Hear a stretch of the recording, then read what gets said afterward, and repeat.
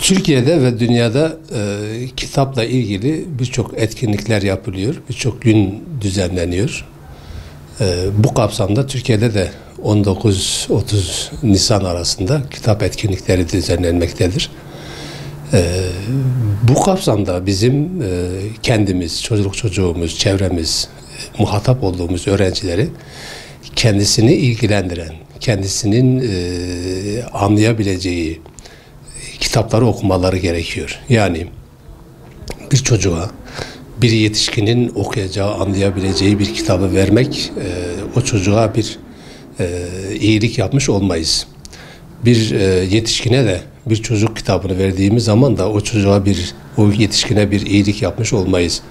Bizim her kişinin okuyabileceği, seviyesine uygun olacak kitapları tavsiye etmemiz lazım. Bir hadis-i şerifte Peygamber Efendimiz diyor ki, insanlara akıllarının alacağı seviyede hitap ediniz. Dolayısıyla kitap hitap etmektir, derdini bildirmektir, meramını aktarmaktır. Kitaptaki derdi, meramı aktardığımız kişiye de uygun olmalıdır. Bu şekildeki bir ayrımı da gözetmemiz gerekiyor. Bana sorarsanız kitabın bir saati olmaz.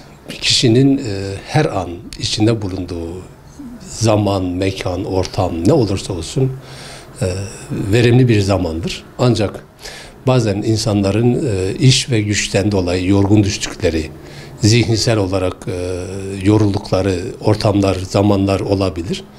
Bu gibi zamanlarda okuyan kesimin okuma oranında, yani anlama, kavrama oranında düşüşler meydana gelebiliyor. Dolayısıyla kişinin, herkesin kendine göre olduğu, müsait olduğu, uygun olduğu ortamları, zamanları bilmesi lazım. Ancak şuraya dikkat etmek gerekiyor. Sabah vakitleri insanların dinç olduğu vakitlerdir.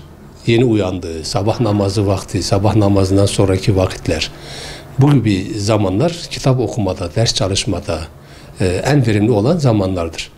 İnsanın en verimsiz olduğu zamanlar da yorgunluğun zirve yaptığı akşam vakitleri, yatsı vakitleri, uyumadan önceki vakitler insanın en verimsiz olduğu zamanlardır. Çünkü yoğunluk zirve yapmıştır.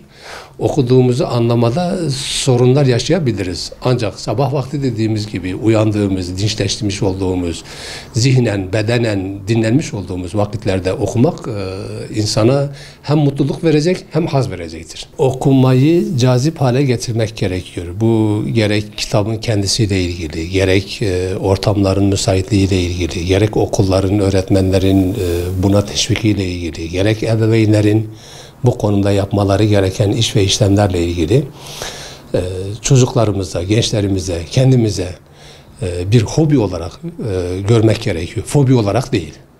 Fobi olarak gördüğümüz zaman kitap bize itici gelecektir. Bizim aslında bir noktada öğretmen olarak okullarda zaman zaman karşılaşmış olduğumuz sorunlardan bir tanesi de okumayı ceza olarak veriyoruz öğrencilere. Bu olmamalı. Yani evdeki ebeveyn de bu şekilde bazen yapıyor. Okumayı, özellikle kitap okumayı sevdirmek gerekiyor. Nasıl ki biz çocuklarımıza bir oyuncağı sevdirerek oynamasını istiyorsak, kitabı da sevdirerek okumamız gerekiyor, okutmamız gerekiyor. Bunun için de şu çok önemli. Biraz önceki sorduğunuz soruda ifade ettiğimiz gibi seviyesine uygun kitapları tavsiye etmekle. Mesela her bir çocuğun bir dünyası vardır, bir alemi vardır. Bu dünyasına, bu alemine uygun kitapları tavsiye ederek. Bazı çocuklar vardır ki bilimsel kitaplardan hoşlanır. Bu yöndeki kitapları tavsiye etmek. Bazı çocuklar vardır ki roman, hikaye tipi kitapları severler. Bu şekildeki kitapları tavsiye etmek, okutmaya çalışmak. Bazı çocuklar vardır ki farklı kitapları severler. Bu şekildeki kitapları tavsiye etmekle biz çocukları kitaba yönlendirmemiz, kitapla tanıştırmamız gerekiyor.